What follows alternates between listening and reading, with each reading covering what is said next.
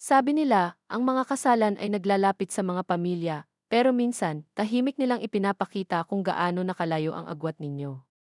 Suot ko ang rosas na damit na hinintay ko ng maraming taon. Nagluto ako ng tinapay na saging na dating gusto niya, kahit ang kardigan na may maliliit na buttons na perlas. Na sinabi niya noon na nagpapamukha sa akin na parang ina sa mga lumang palabas sa telebisyon, ay plansado ko. Pero nang pumasok ako sa bulwagan ng kasalan at napansin kong walang nag-iwan ng upuan para sa akin malapit sa kanya, alam ko na. Ang aking kwento, may nagbago sa loob ko, at ang pagbabagong iyon ang magpapabago ng lahat. Tahimik ang hilagang mikigan sa tagsibol, hindi tahimik na parang kapayapaan, kundi tahimik na parang nakalimutan. Ang bahay ko ay nakatago sa tabi ng isang payapang lawa, napapaligiran ng mga puno ng pino at mga alaala. Nag-iisa ako ngayon, 4 na taglamig na ang nakalipas mula nang pumanaw ang asawa kong si Mark. Bihira na rin bumisita ang anak naming si Owen, pero naiintindihan ko, may kanya-kanyang buhay ang mga kabataan. Iyon ang hinintay natin sa kanila, di ba? Kamakailan, mabagal ang takbo ng araw ko. Nagluluto ako ng tinapay na saging sa umaga. Binabasa ang lokal na pahayagan habang umiinom ng maligamam na kape. Pagkatapos ay dinidiligan ang hanay ng mga matitigas na tulip sa harap na ayaw mamukadkad sa tamang oras. Minsan, pinapanood ko ang truck ng koreo na dumadaan ng hindi tumitigil at minsan, nagtataka ako kung maihinintuan ito sa kabilang dulo ng kalsada, na katulad ko, tinitingnan ang bawat hapon at nagpapanggap na walang hinintay. Tumawag si Owen 3 linggo na ang nakalipas para sabihing magpapakasal siya. Masaya siya, pero parang wala sa sarili. Sinabi niyang Loren ang pangalan ng nobya. Tinanong ko kung anong klaseng kasalan ang plinano nila. Sinabi niyang isang simpleng pero elegante. Pagkatapos, natigil siya. Hindi niya tinanong ang opinyon ko, hindi rin tinanong kung aling mga araw ang maaaring maging maayos para sa akin. Tinanong ko kung kailangan nila ng tulong sa anumang bagay, sinabi niyang huwag akong mag-alala, na ayos na nila lahat. Sabi ko, gusto kong gawin ang para sa hapunan bago ang kasalan. Tumawa siya ng magalang, sinabing matamis ang alok ko. Pagkababa ko ng telepono, tinitigan ko ito ng matagal. May naramdaman ako noon, isang bagay na hindi ko sinabi ng malakas, parang binigyan lang ako ng papel na panauhin sa isang kwentong akala ko ay tinulungan ko sanang isulat. Pero pinili kong manatiling umaasa. Pinili ko ang damit, nilinis ang beranda, kahit ang mga manggas ng aking Amerikana ay tinahi ko, dahil ang isang bahagi ko ay naniniwala pa rin na baka lang, ang kasalang ito ay maglalapit muli sa amin kahit kaunti.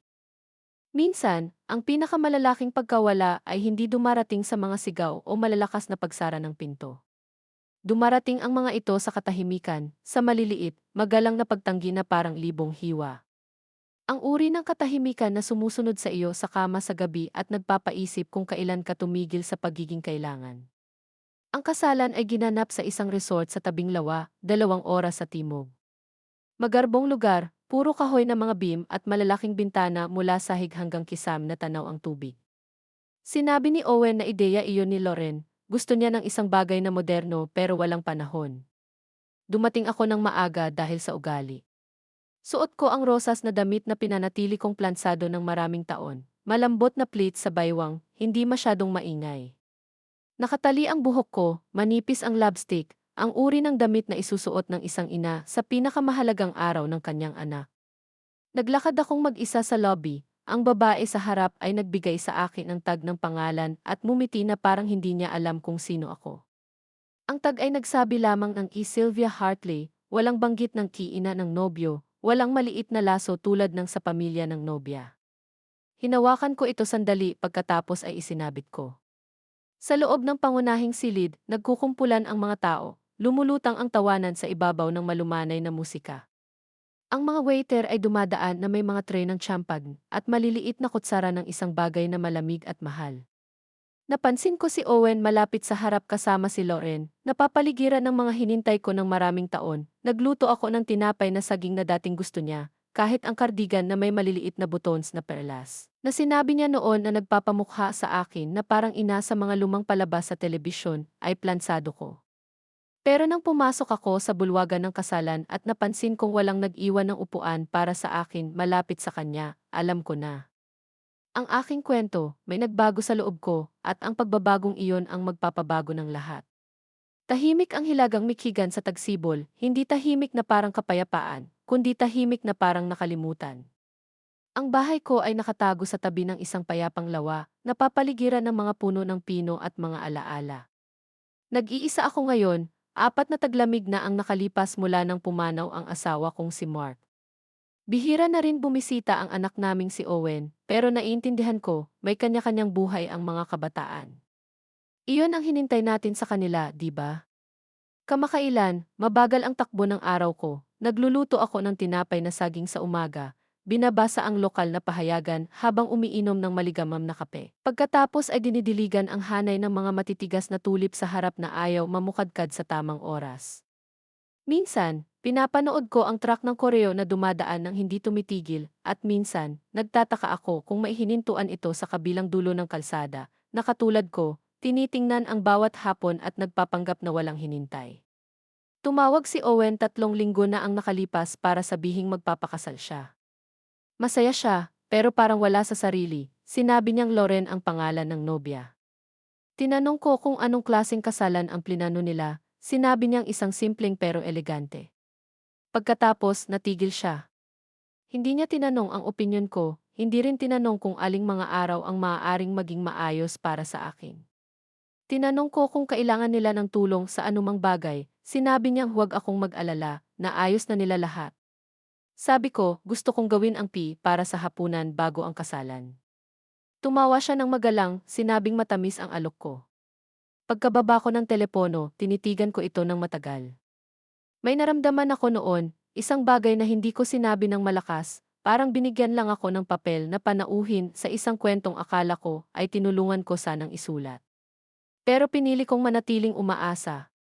Pinili ko ang damit, nilinis ang beranda, kahit ang mga manggas ng aking Amerikana ay tinahi ko, dahil ang isang bahagi ko ay naniniwala pa rin na baka lang, ang kasalang ito ay maglalapit muli sa amin kahit kaunti.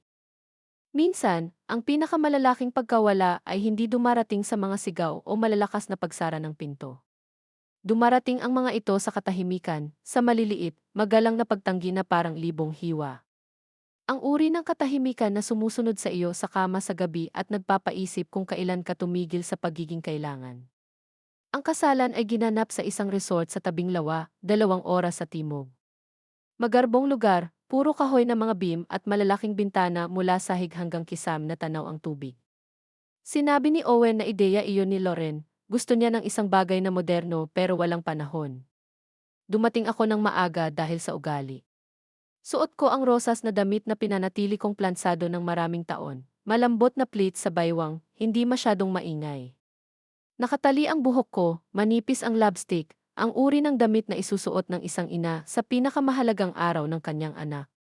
Naglakad akong mag-isa sa lobby, ang babae sa harap ay nagbigay sa akin ng tag ng pangalan at mumiti na parang hindi niya alam kung sino ako. Ang tag ay nagsabi lamang ng Sylvia Hartley, walang banggit ng kiina ng nobyo, walang maliit na laso tulad ng sa pamilya ng nobya. Hinawakan ko ito sandali pagkatapos ay isinabit ko. Sa loob ng pangunahing silid, nagkukumpulan ang mga tao, lumulutang ang tawanan sa ibabaw ng malumanay na musika. Ang mga waiter ay dumadaan na may mga tray ng champagne at maliliit na kutsara ng isang bagay na malamig at mahal. Napansin ko si Owen malapit sa harap kasama si Loren, napapaligiran ng mga hindi ko kilala. Hindi niya ako agad napansin. Isang tagaplano, isang binata na may mahigpit na pantalon at headset, kumaway sa akin, patungo sa isang mesa malapit sa likurang sulok. Tumingin ako sa paligid, ang mga mas malapit na mesa ay may mga karatula, mga kasamahan ng nobyo, pinalawak na pamilya ng nobya, mga magulang ng matron of honor. Ang aking card ay nagsabi lamang ng kay Sylvia, walang apelyido, walang pamagat. Umupo ako sa pagitan ng isang lalaki na nagbebenta ng siguro sa bahay at isang babae na nag-aalaga ng alpaka sa Vermont. Magalang silang dalawa, wala ni isa sa kanila ang nakakilala kay Owen. Sila ang nag-usap sa akin halos buong gabi. Sa panahon ng pagtusta, ipinapasa ang mikropono sa ama ni Loren, sa kapatid niya, pagkatapos sa kanyang kaibigan mula sa kolehiyo. May biro tungkol sa mga shot ng tequila at isang alaala mula sa kampo ng tag-init. Sa isang punto, may nagtanong kung kailan magsasalita ang ina ng nobyo. Tumawa si Loren at sinabing, baka mamaya, pagkatapos ay nagpatuloy. Kapag dumating ang hapunan, ito ay inihain at tahimik. Kinuha ko ang manok, ito ay tuyo. Isang butter roll ang nakaupo na hindi nagalaw sa gilid. Napansin ko na walang sinuman sa aking mesa ang natapos sa kanilang pagkain. Ang mga panghimagas ay mas magarbo kaysa sa hitsura nila, isang kagat ng lemon tart, at nadama ko ang higit na pait kaysa tamis. Si Owen ay hindi kailanman nakarating sa aking mesa, kahit isang beses. Sumayaw siya kay Lauren, pagkatapos sa nanay nito, pagkatapos sa tiyahin ng isang tao. Hinintay ko, inayos ko ang laylayan ng aking damit ng 3 beses, ngumiti sa isang fotograpo na dumaan sa akin ng 2 beses nang hindi itinaas ang kanyang kamera. Sa pagtatapos ng gabi, nakaupo ako ng tahimik sa upuang hiniram, na palilibutan ng mga walang laman na plato at mga taong kalahati na ang layo patungo sa kanilang mga sasakyan. Dahan-dahan kong tiniklop ang aking napkin, isinuksok ito sa ilalim ng gilid ng aking baso. Walang nagsabi ng paalam, walang napansin nang umalis ako. 1 linggo ang lumipas pagkatapos ng kasalan bago tumawag si Owen. Sinabi niya na gusto niyang anyayahan ako para sa hapunan, kami lang dalawa, sinabi na si Lauren ay lalabas kasama ang mga kaibigan. Ang kanyang boses ay masaya ngunit maingat. Nararamdaman ko na sinusubukan niyang magpanggap na kaswal. Sinabi ko sa kanya na pupunta ako, walang mga tanong. Nang gabing iyon, isinuot ko ang parehong kardigan na suot ko noong una kong dinala si Owen pauwi mula sa ospital. Kasya pa rin ito, malambot sa mga pulso. Nagluto ako ng isang bandeha ng oatmeal cookies at binalot ito ng foil. Ang pagmamaneho ay tahimik, ang mga kalsada ay tuyo, ang kalangitan ay maulap sa isang patag na kulay abong paraan na nagpapadama na hindi pa tapos ang taglamig, kahit na sinasabi ng kalendaryo na iba na. Ang bagong bahay ni Owen ay nakatayo sa isang maayos na kapitbahayan sa gilid ng bayan, ladrilyong panlabas, mga hinintong bakod, ang uri ng lugar na may magkatugmang ilaw sa beranda at isang kamera sa doorbell. Binuksan niya ang pinto na may ngiti, mabilis at magalang, binigyan ako ng maikling yakap na halos hindi humipo sa mga balikat, sinabi na ang kusina ay nasa pasilyo. Hindi pa handa ang hapunan. Sa halip, mayroong isang mesang inihanda para sa dalawa, isang bote ng alak na nabuksan na, at isang maliit na tumpok ng mga papel na maingat na inilagay sa tabi ng mga plato ng salad. Ang mga papel ay maayos na nakaklip, may mga tab at isang asul na panulat na nakahilera ng pahilis sa ibabaw ng unang pahina.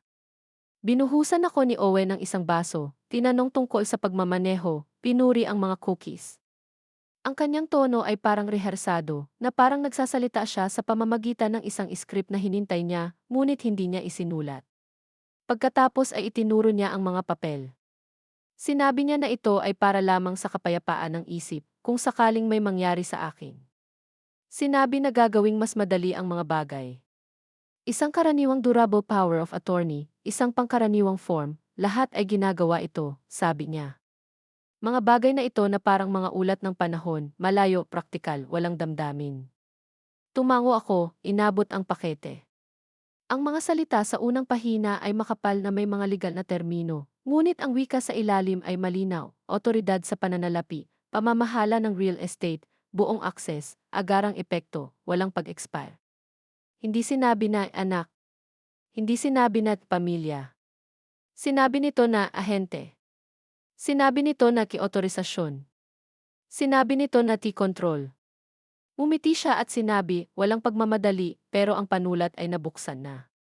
Napansin ko noon na ang mga plato sa mesa ay walang laman, walang pagkain, walang amoy mula sa kusina. Alak lamang. Papel lamang. Isang tahimik na kahilingan sa ilalim ng isang magiliw na tono. Ibinaba ko ulit ang pakete. At sinabi sa kanya na dadalhin ko ito pa uwi, sinabi na titingnan ko itong mabuti. Tumango siya ng 1 beses at inabot ang kanyang alak, ang mga mata ay tumingin sa panulat, pagkatapos ay bumalik sa aking mukha. Hindi siya nagtalo, hindi niya kailangang gawin. Sapat na ang kanyang katahimikan. Nag-usap kami tungkol sa wala pagkatapos nito, panahon, ang bagong bakod ng kapitbahay, isang palabas sa kable na hindi ko alam. Nang tumayo ako para umalis, hinatid niya ako sa pinto, niyakap ulit ako, mas magaan pa kaysa noon. Bumalik sa kotse, hindi ko agad pinaandar ang makina. Nakaupo ako doon, mga kamay sa aking kandungan, ang mga cookies na nakabalot sa foil ay hindi pa rin nagalaw sa upuan ng pasahero. Ang ilaw sa beranda sa likod ko ay namatay pagkatapos ng 1 minuto. Sensor ng paggalaw, mahusay, otomatiko, tulad ng hapunan. Umuwi ako ng gabing iyon at hindi ko na inabala pang magpalit ng sapatos. Nakaupo ako sa gilid ng sopa, ang aking Amerikana ay kalahating nakazip pa, mga kamay na nakapatong sa aking kandungan na parang hindi sa akin. Ang bahay ay tahimik, sobrang tahimik. Kahit ang orasan sa kusina ay parang tumigil sa pagtik. Sa isang sandali, hindi ako sigurado kung humihinga ako. Pagkatapos ng ilang sandali, tumayo ako at naglakad pababa sa silong. Sumakit ang aking mga tuhod habang bumababa at malamig ang hangin, ang uri na nananahanan sa mga lumang kahoy na biga. Sa dulong bahagi, sa likod ng makinang panglaba, mayroong isang kabinet na nakasilong sa ilalim ng isang istante ng mga lata ng pintura. Kailangan kong lumuhod upang maabot ito. Sa loob ay isang maliit na kahon na metal, hindi ko ito binuksan mula noong namatay si Mark. Palagi niyang sinasabi na kung may mangyari sa kanya, makikita ko ang kailangan ko roon. Wala akong dahilan upang tingnan noon, ngunit ng gabing iyon, may naramdaman akong nagsabi sa akin na oras na. Umikot ang takip ng binuksan ko ito. Lahat sa loob ay maayos, tulad ng palaging ginagawa ni Mark. Ganoon siya kametikuloso, maayos na nakasalansan ang mga folder, nakaklip at mailabel. Sa pinakailalim ay isang liham na may pangalan ko, nakasulat sa kanyang sulat kamay. Kinabahan ang aking dibdib sa pagkakita lamang nito. Maikli ang liham, isang talata lamang talaga. Sinabi niya na alam niyang hindi ako hihingi ng tulong kahit kailangan ko ito, na inayos niya ang mga bagay upang siguraduhin hindi ako maiipit o maging umaasa sa sinuman. Sinabi niyang huwag sabihin kay Owen, hindi dahil hindi niya ito mahal, kundi dahil alam niya kung paano gumagana ang mundo. Binabago ng pera ang mga tao, at minsan inilalantad nito kung sino na talaga sila. Ang mga file ay naglista ng 2 account sa aking pangalan, isang portfolio ng mga pamumuhunan na hindi ko alam na umiiral, mga opsyon sa stock, mutual funds, at isang annuity na konektado sa isang maliit na ari-arian sa Texas. Sa kabuuan, ito ay nagkakahalaga ng higit sa $7 milyon. Tinitigan ko ang numero, pagkatapos isinara ang folder, pagkatapos binuksan ulit, iniisip na baka mali ang nabasa ko. Hindi ako umiyak, hindi noon. Hindi rin ako nakaramdam ng ginhawa. Ito ay isang bagay na mas mabigat, tulad ng paghawak ng isang sikretong masyadong malaki para sa silid. Nakaupo ako roon sa sahig ng silong ng mahabang panahon, ang lamig ay tumatago sa aking mga binti, ang kahon na metal ay bukas pa rin sa tabi ko. Ang pinakadama ko ay ang bigat ng iniwan ni Mark, hindi lamang ang pera, ang tiwala, ang pag-iintindi, ang tahimik na proteksyon na hindi ko alam na kailangan ko hanggang sa gabing iyon. Nakita niya ang isang bagay na darating bago ko ito nakita, at sa kanyang sariling tahimik na paraan, iniwan niya sa akin ang isang bagay na pinakakailangan ko. Hindi kaligtasan. Hindi kayamanan. Pagpili. Isinara ko ang kahon, nilock ito, dahan-dahang tumayo, naninigas ang aking mga binti, nanginginig ang aking mga kamay sa paraang walang kinalaman sa edad. Sa itaas, pinatay ko ang lahat ng ilaw sa bahay maliban sa isa sa kusina, naupo sa mesa na may blankong notepad at ang tumpok ng mga papel na ibinigay ni Owen, at nagsimula akong magsulat, hindi ang gusto niya, kundi ang kailangan kong sabihin. Ang susunod na tawag ay dumating pagkatapos ng 2 araw, sa kalagitnaan ng umaga. Kakaluto ko pa lamang ng isang mangkok ng cereal, suot ko pa ang aking mga tsinelas sa bahay. Sumipol ang telepono ng isang beses, pagkatapos ay muli. Hinayaan ko itong pumunta sa voicemail sa unang pagkakataon, sa pangalawang pagkakataon, sinagot ko. Ang boses ni Owen ay mas makinis kaysa karaniwan, halos maingat.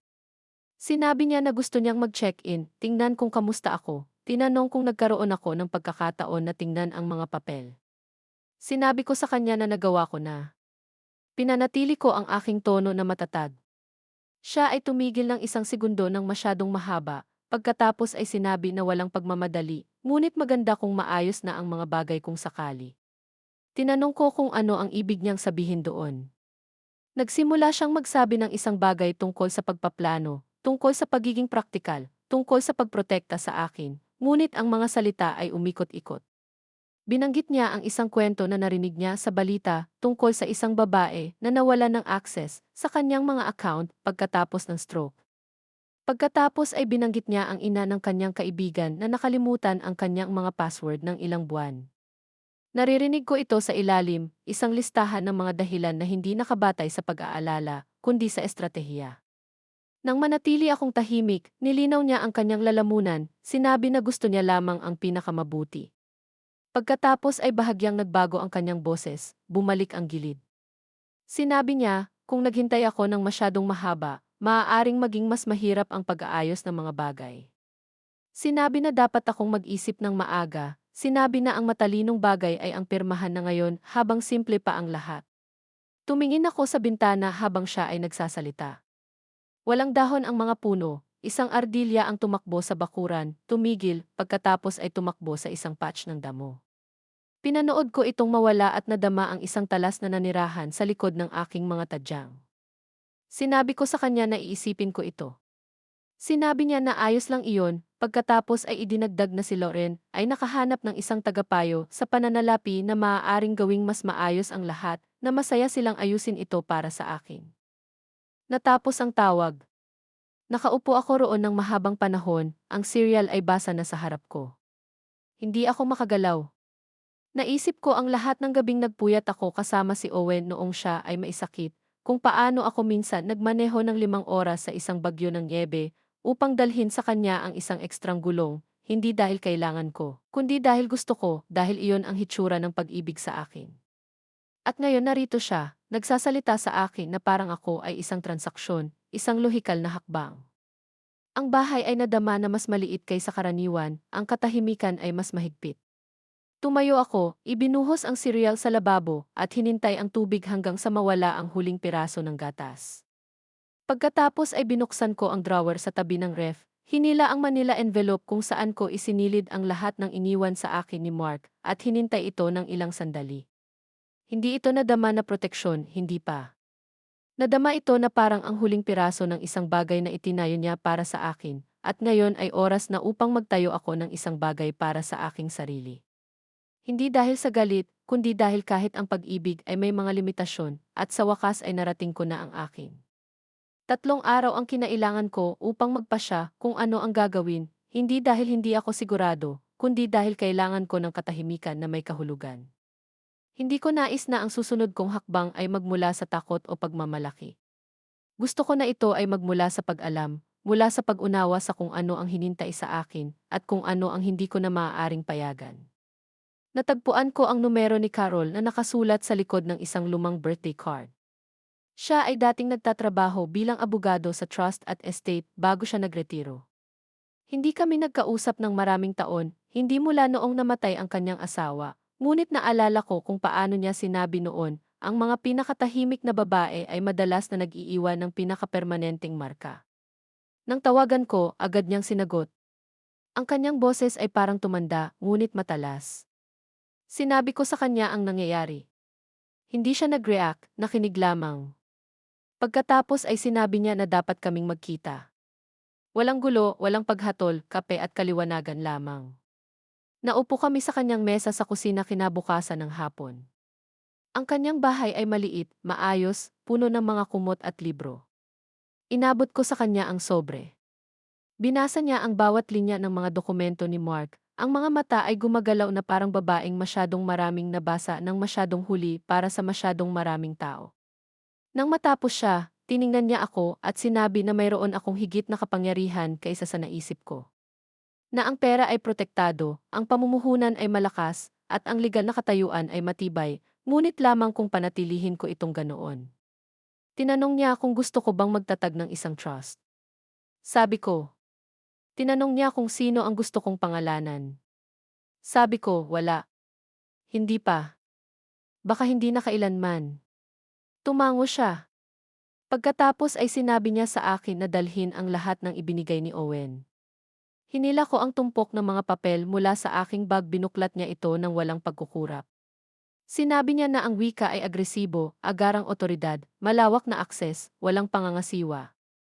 Sinabi niya na hindi ito mga dokumentong isinulat upang pangalagaan ang isang tao. Ang mga ito ay isinulat upang ubusin ang isang tao. Muling isinulat namin ang lahat, inilipat ang mga account sa isang pribadong trust sa ilalim ng aking buong kontrol, nilock ang access sa likod ng mga kondisyon na walang makakalampas.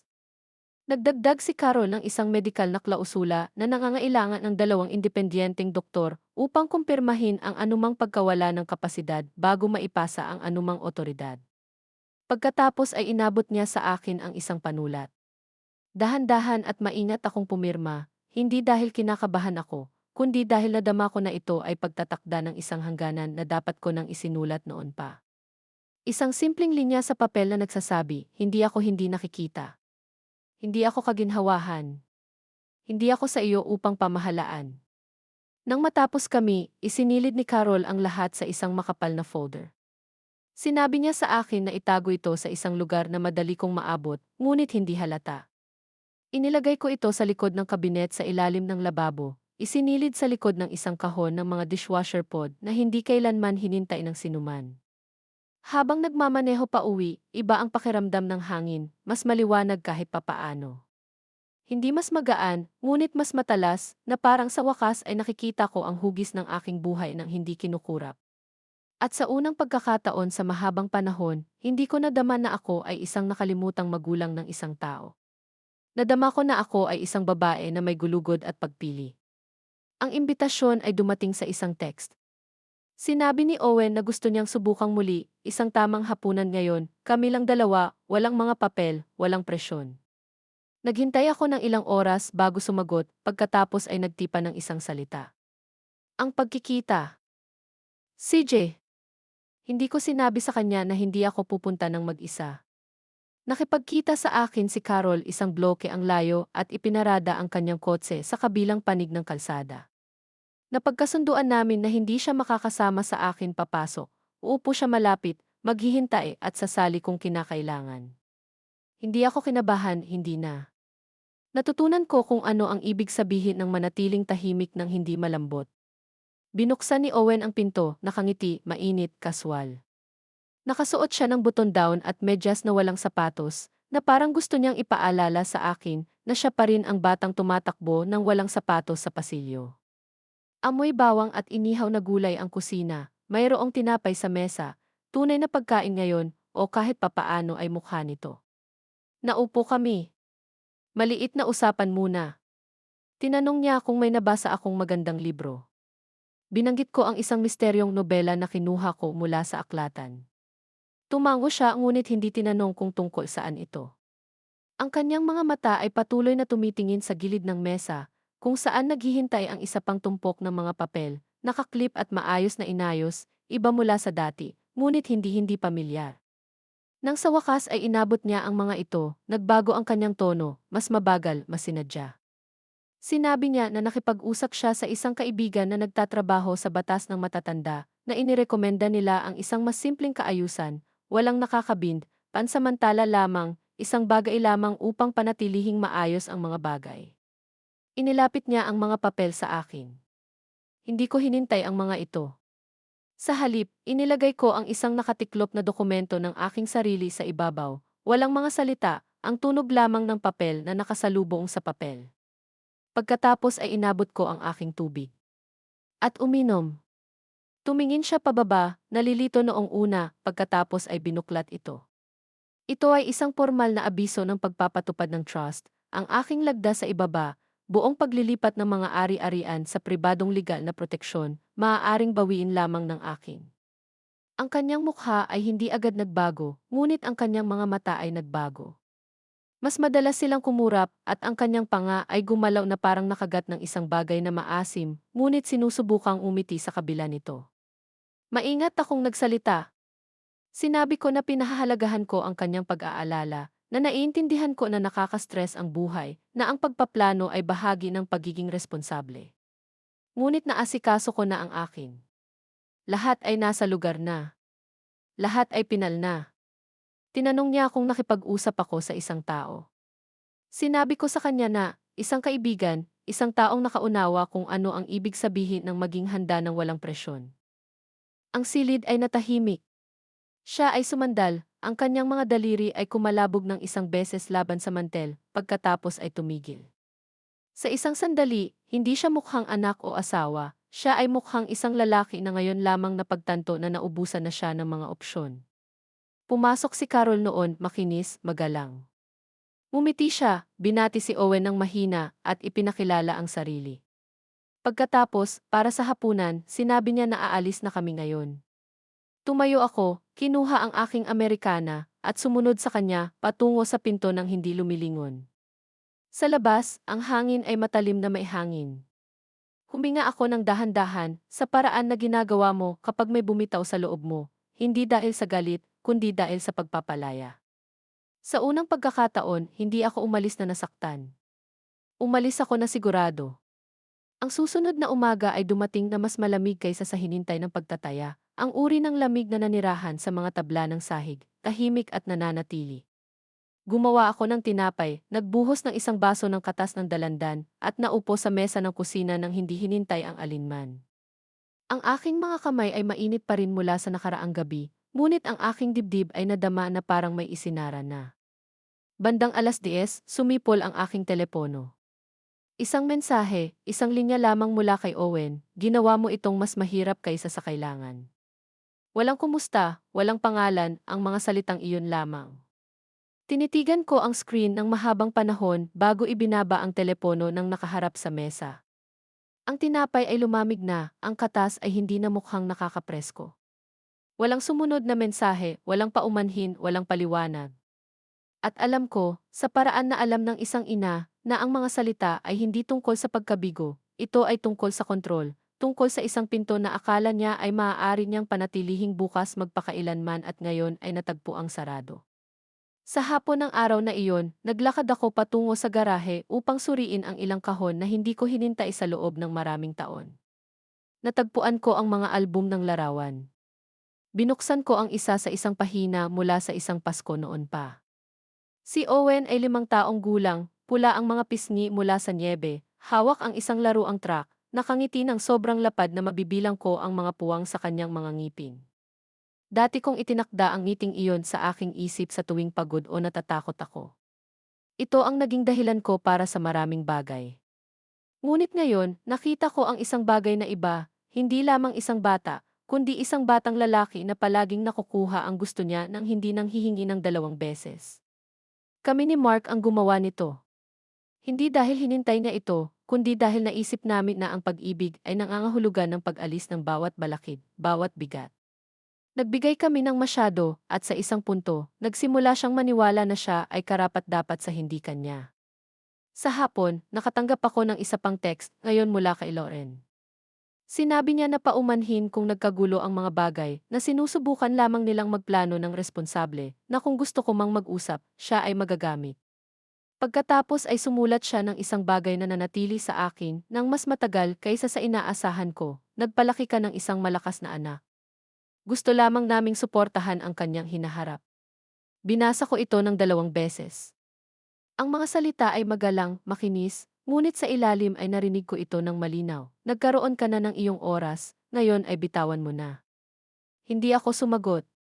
Isinara ko ang aking telepono at iniwan ito sa counter. Nang gabing iyon, ibinuhos ko ang katas ng dalandan sa lababo. Hindi dahil galit ako, kundi dahil ayokong uminom ng isang bagay na nawalan na ng temperatura. Tumayo ako sa tabi ng bintana at tumingin sa dilim, ang kalangitan ay hinila na ang taglamig sa mga bubong. Hindi ako umiyak. Hindi ako naglakad-lakad. Nanatili akong nakatayo.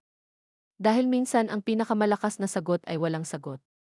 At minsan, kapag nagsara ang isang pinto, hindi ito sinadya na muling buksan, hindi sa pamamagitan ng puwersa, hindi sa pamamagitan ng pagkakasala, at tiyak na hindi sa dugo. Ang bahay ay hindi kailanman naging maingay, kahit noong buhay pa si Mark. Ngunit pagkatapos ng huling palitan kay Owen at ang katahimikan na sumunod, may nagbago. Ang katahimikan ay hindi na nadama na neutral, nadama ito na parang isang hatol. Nagsimula akong gumalaw ng mas mabagal sa mga silid. Hindi dahil pagod ako, kundi dahil wala ng dahilan upang magmadali. Ang mga araw ay nagkaroon ng malambot na hugis. Tiniklop ko ang mga tuwalya ng may katumpakan, pinunasan ang mga counter, kahit na malinis na, diniligan ang mga halaman sa eksaktong parehong oras bawat umaga. Hindi ako naghihintay ng tawag, ngunit napansin ko pa rin ang hindi ito dumating. 3 araw ang lumipas bago kumindat ang ilaw ng voicemail. Hindi ko sinagot ang telepono nang tumunog ito, ngunit nakinig ako pagkatapos. Ang boses ni Owen ay tumugtog sa pamamagitan ng speaker na parang nagmumula sa likod ng isang pinto na hindi ko na planong buksan. Sinabi niya na sobra ang naging reaksyon niya. Sinabi na gusto niya lamang siguraduhing maayos ang mga bagay. Pagkatapos ay sinabi niya ang isang bagay na mas malambot, hinintay niya ang dating paraan ng mga bagay. Sinabi niya na umaasa siyang makakapag-usap kami ulit, mag-usap lamang. Hindi ko ito binura. Hindi ko rin ito sinave. Hinayaan ko itong nakaupo roon sa pagitan ng digital na alikabok at obligasyon. Kalaunan ng gabing iyon, natagpuan ko ang aking sarili na nag-scroll sa mga lumang text thread, mga hinintay ko ng maraming buwan.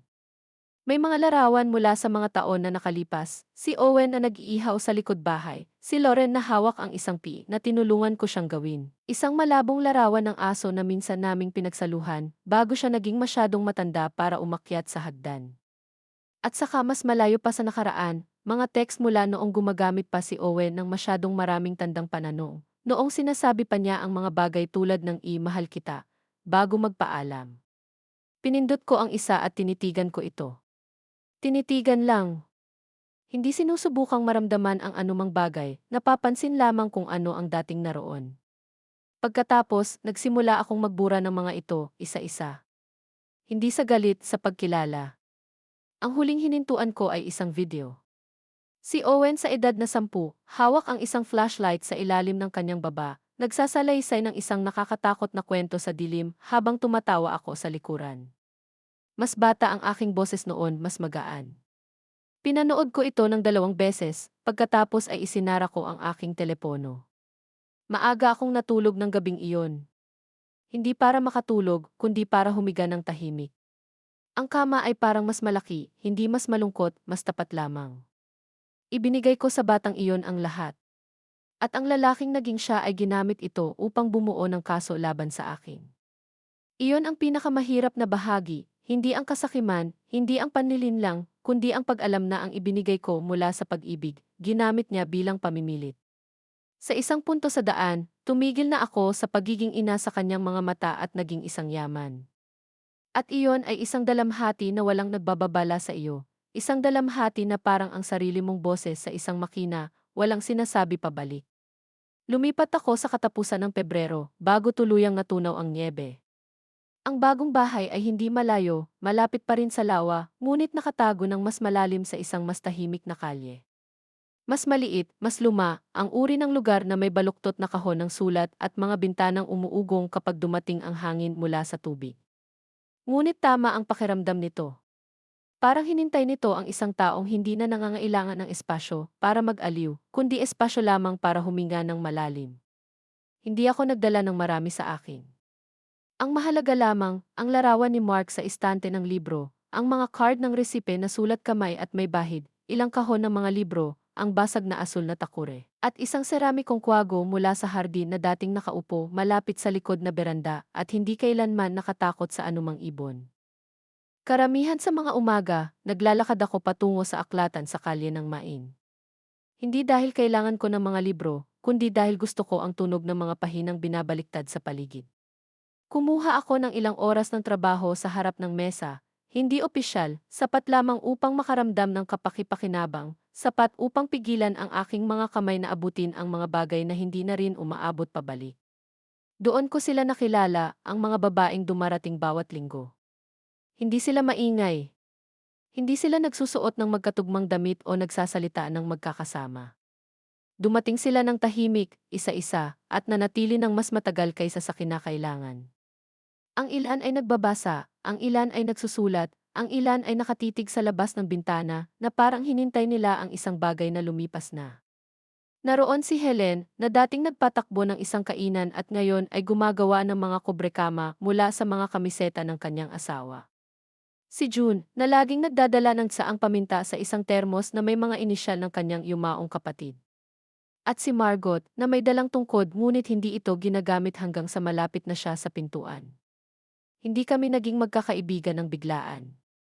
Nangyari ito ng dahan-dahan sa pagbabahagi ng mga termos sa mga tango na ipinagpalitan sa parehong istante ng libro, sa tahimik na kasunduan na wala sa amin ang kailangang magpaliwanag kung ano ang nawala sa amin. Kundi na kami pa rin dumating.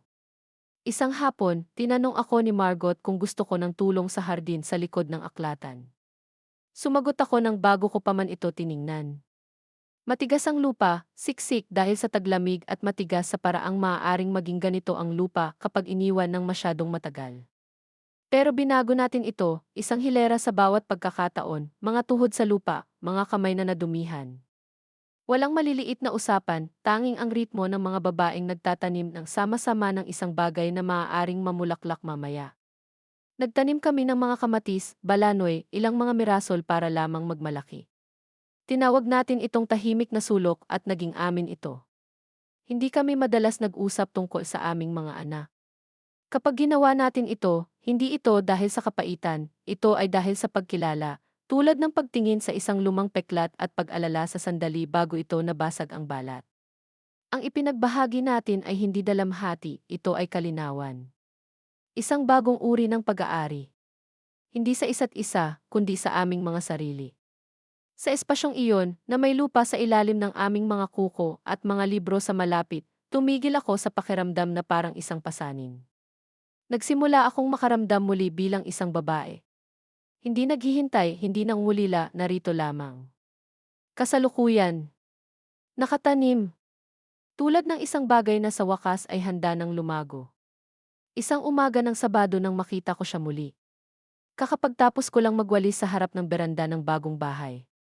Malamig pa ang simoy ng hangin, ngunit ang araw ay sumikat sa mga ulap sa unang pagkakataon sa loob ng mga araw. Papasok na sana ako para magtimpla ng kape nang mapansin ko ang isang sasakyan na nakaparada sa gilid ng kalsada. Hindi inuupahan, hindi naghahatid, isang pamilyar na hugis lamang, tahimik na parang bato sa likod ng manibela. Nanatili siya roon ng ilang sandali bago bumaba, mas mabagal ang galaw kaysa sa naalala ko.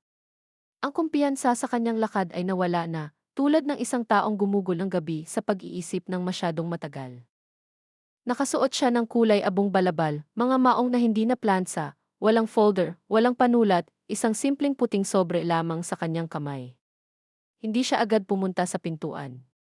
Umupo lamang siya sa mga hakbang na kahoy tulad ng ginagawa niya noong bata pa habang naghihintay ng hapunan. Nakayuko ang kanyang likod, ang kanyang mga balikat ay nakakurba sa hugis na hindi ko nakita sa loob ng mga taon.